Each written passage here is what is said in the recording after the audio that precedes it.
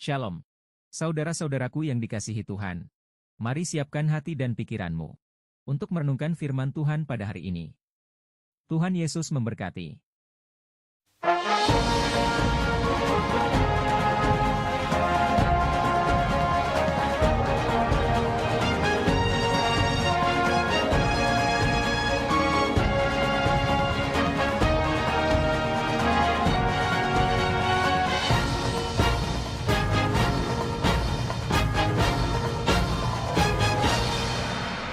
Kitab Imamat.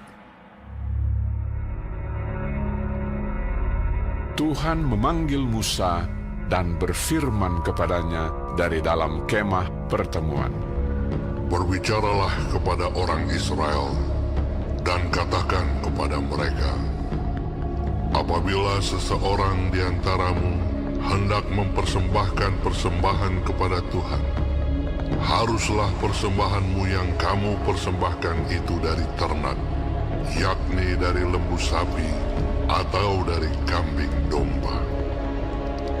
Jikalau persembahannya merupakan korban bakaran dari lembu, haruslah ia mempersembahkan seekor jantan yang tidak bercela. Ia harus membawanya ke pintu kemah pertemuan, supaya Tuhan berkenan akan dia. Lalu ia harus meletakkan tangannya ke atas kepala korban bakaran itu, sehingga baginya persembahan itu diperkenan untuk mengadakan pendamaian baginya. Kemudian haruslah ia menyembelih lembu itu di hadapan Tuhan, dan anak-anak Harun, imam-imam itu, harus mempersembahkan darah lembu itu dan menyiramkannya pada sekeliling mezbah yang di depan pintu kemah pertemuan. Kemudian haruslah ia menguliti korban bakaran itu dan memotong-motongnya menurut bagian-bagian tertentu. Anak-anak Imam Harun haruslah menaruh api di atas mezbah dan menyusun kayu di atas api itu.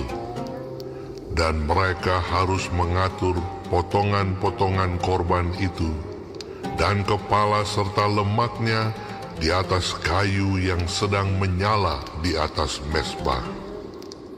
Tetapi isi perutnya dan betisnya haruslah dibasuh dengan air, dan seluruhnya itu harus dibakar oleh imam di atas mezbah sebagai korban bakaran, sebagai korban api-apian yang baunya menyenangkan bagi Tuhan.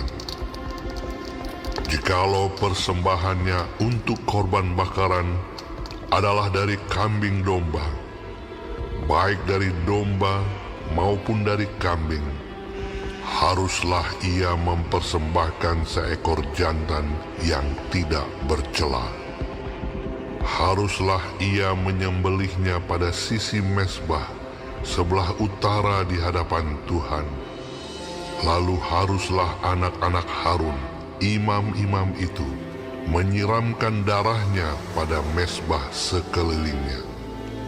Kemudian haruslah ia memotong-motongnya menurut bagian-bagian tertentu, dan bersama-sama kepalanya dan lemaknya diaturlah semuanya itu oleh imam di atas kayu yang sedang menyala di atas mezbah. Isi perut dan betisnya haruslah dibasuhnya dengan air, dan seluruhnya itu haruslah dipersembahkan oleh imam dan dibakar di atas mezbah.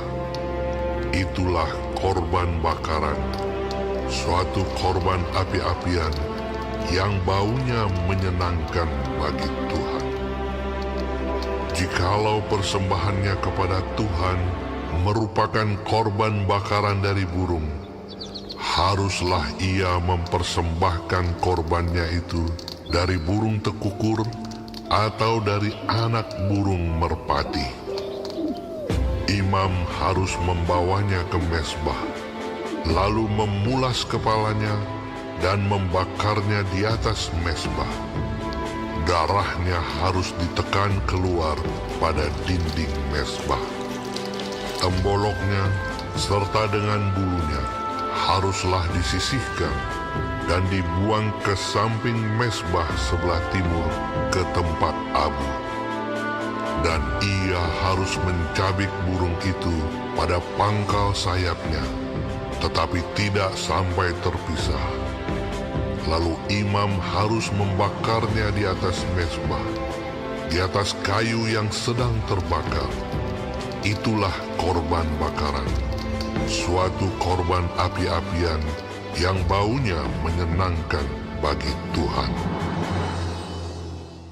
Saudara-saudara, Imamat pasal pertama ini berbicara tentang kurban bakaran. Ada beberapa macam variasi kurban yang dapat dibawa ke hadapan Tuhan. Dan semuanya dipersembahkan di atas mezbah. Saudara, hewan yang disembelih itu tentu tidak dengan keinginannya sendiri untuk mau dijadikan kurban. Tetapi tidak demikian bagi kita. Kita haruslah dengan keinginan untuk sedia mempersembahkan diri kita sendiri sebagai kurban yang hidup kepada Tuhan. Apakah saudara mau mempersembahkan diri seluruhnya di atas mezbah setiap hari? Persembahan itu harus dibawa kepada Tuhan. Dan tujuannya harus menyenangkan Tuhan sebagai bau yang harum baginya. Saudara, para imam memulai setiap hari dengan mempersembahkan suatu korban bakaran. Ini menjadi dasar dari semua persembahan lainnya yang diletakkan di atas mezbah. Jadi hal yang penting ialah bahwa kita mau memberikan seluruh diri kita kepada Tuhan setiap hari. Jika kita tidak mau memberikan seluruh diri kita kepada Tuhan, maka pengorbanan-pengorbanan kita yang lain itu tak akan berarti bagi Tuhan. Amin. Tuhan Yesus memberkati.